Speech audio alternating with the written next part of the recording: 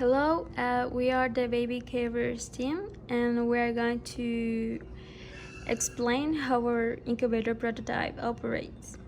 First, I want to show you that the white box, it's where our circuit is located with a real-time clock and a micro SD card module connected to an Arduino Mega here. I don't want to leave the box too much because the sensors above may disconnect. So then here we can see the USB cable that goes to the computer. At the top we have the incubator. Suppose that it's a baby but it's a rabbit. It's just to demonstrate the operation.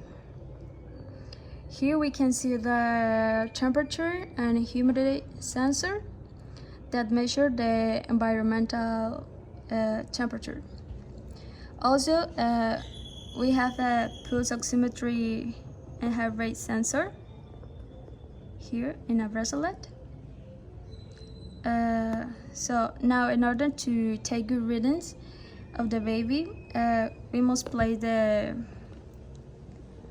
wrist into the bracelet and verify that it's tight to take good readings. So now Jorge will explain how the code works, and we'll take some readings to understand how the incubator operates. Now we can see the functionality of our system, baby carriers project. We can see the DHT11 sensor in the background, and we can see the Max 102 in the front.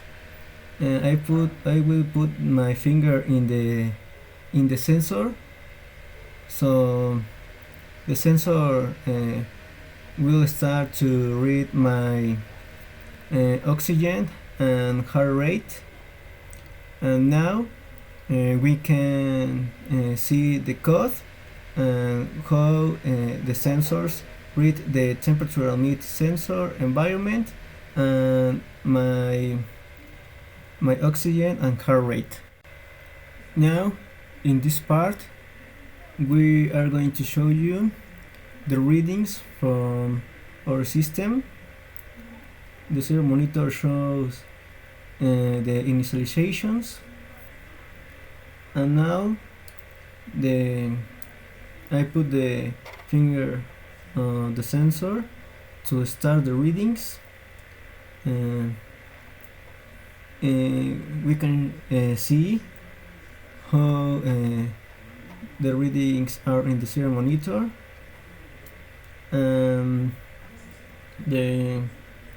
The code works with 25 readings, and then the system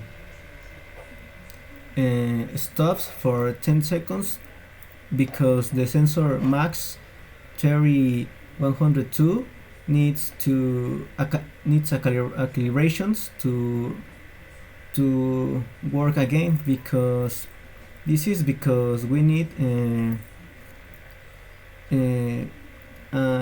a type of control system.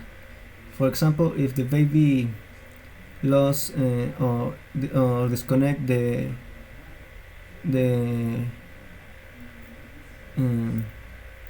sensor, or for example if some variable of the system has an error, or for example when the band is removed from the baby, it's to control different types of